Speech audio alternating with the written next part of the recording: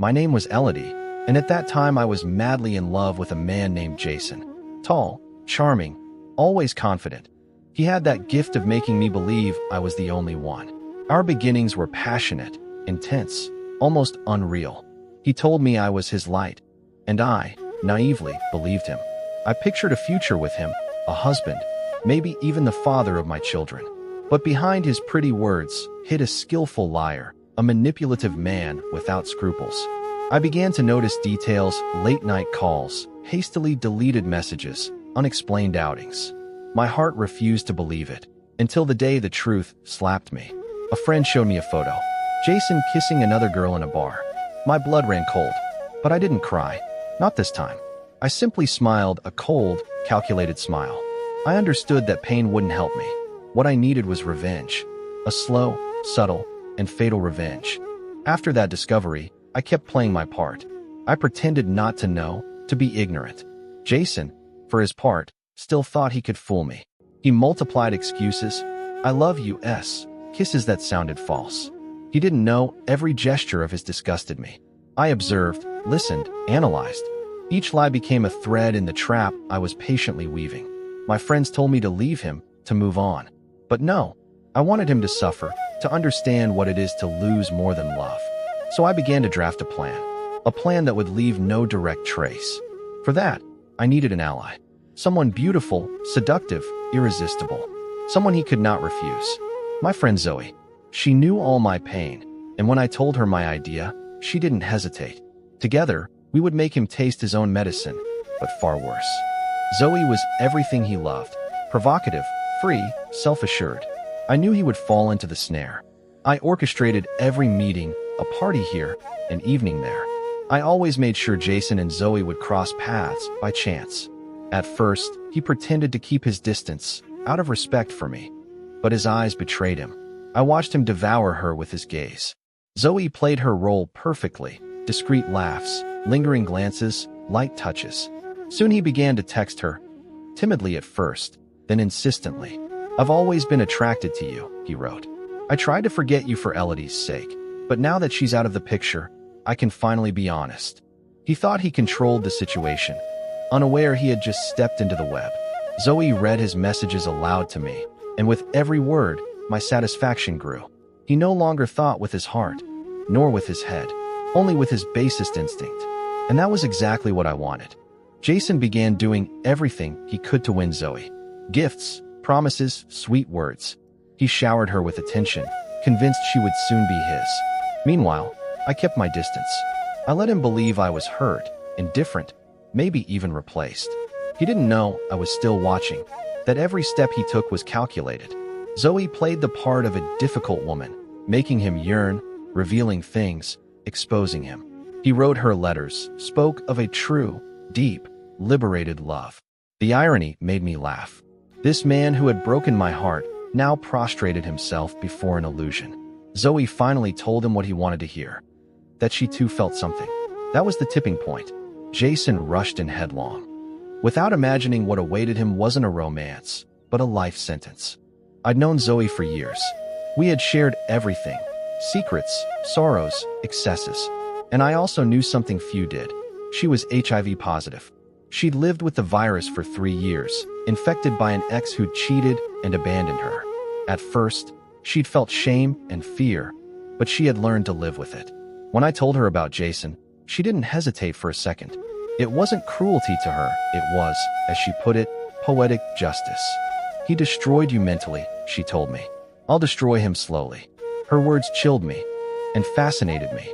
I understood she was ready. The plan was simple. Seduce him, sleep with him, mark him forever, and then disappear. Jason wouldn't see it coming. He would think he was simply living a new story, unaware he was sealing his own fate. It happened on a Saturday. Drinks, a dim apartment, soft music. Jason believed he was living a dream. Zoe, meanwhile, performed like an actress. Laughter, kisses, caresses, everything appeared sincere. But behind her smile lay a dark truth. She knew exactly what she was doing. When they finally surrendered to each other, Jason whispered he loved her. Zoe smiled and let him believe it. That night he received more than an embrace. He received an invisible, slow, irreversible sentence. The next day, Jason was euphoric. He thought life had given him a second chance, that he had found the one he was meant to love. He even wrote me a message. "I'm happy now, Elodie. Thank you for turning the page." I read those words and I laughed. Not out of joy, but with a bitter, frozen laugh. The beginning of the end had just started.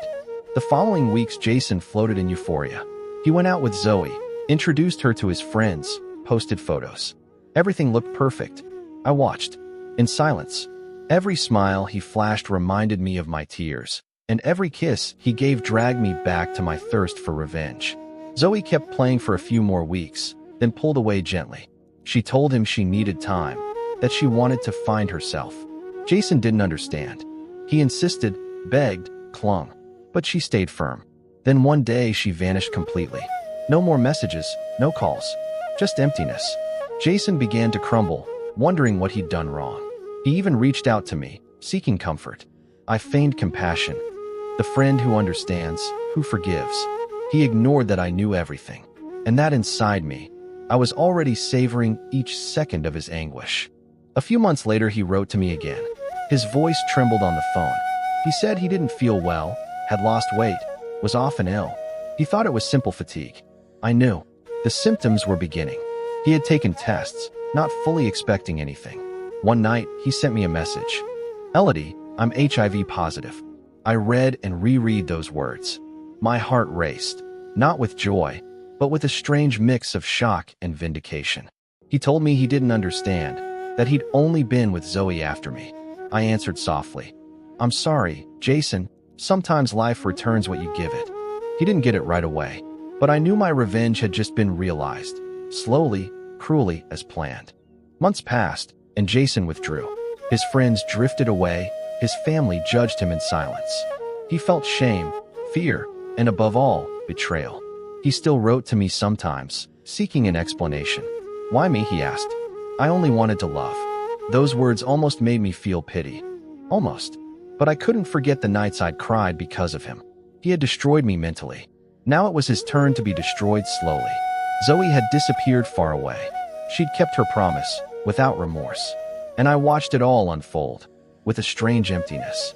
Revenge had fed me, but it was beginning to consume me too. One evening, years later, Jason called me. His voice was unrecognizable, weak, trembling. He said he wanted to see me one last time. I hesitated, then agreed. When I met him, I hardly recognized him. Gaunt, pale, lost eyes. He was no longer the seducer of old, just a shadow. He took my hand, tears in his eyes. "I hurt you, Elodie, and I'm paying the price. But I wanted to tell you, I really loved you." I stayed silent. Part of me wanted to believe him, another part wanted to despise him. He hugged me before leaving. I watched him walk away, without a word. That was the last time I saw him alive. A few weeks later, I learned he had died. Complications related to his illness. I felt something strange, neither joy nor sorrow, just a cold peace. I knew he had suffered, slowly and intensely, and part of me thought justice had been served. But that night I dreamed of him. He looked at me, eyes full of pain, whispering, "You killed me, Elodie." I woke with a jolt, my heart heavy. Was it truly a victory, or a silent damnation? I didn't know. All I knew was that my revenge had a cost, and that cost was my soul. Years went by. I rebuilt my life, but part of me stayed frozen there, trapped in that revenge. Sometimes I think of Jason, his laugh, his lies, his end, and I wonder if evil truly avenges evil. I got what I wanted. He suffered, he lost everything. But I also lost something, the light inside me. Zoe still lives, stable, happy, at peace. I carry a secret no one knows. Because revenge, when it ends, doesn't always free you. It leaves invisible scars. And sometimes, in the silence of night, I still hear his voice. "You killed me, Elodie." And I realize, in this story, there are no winners. Only broken souls, and a love turned to poison.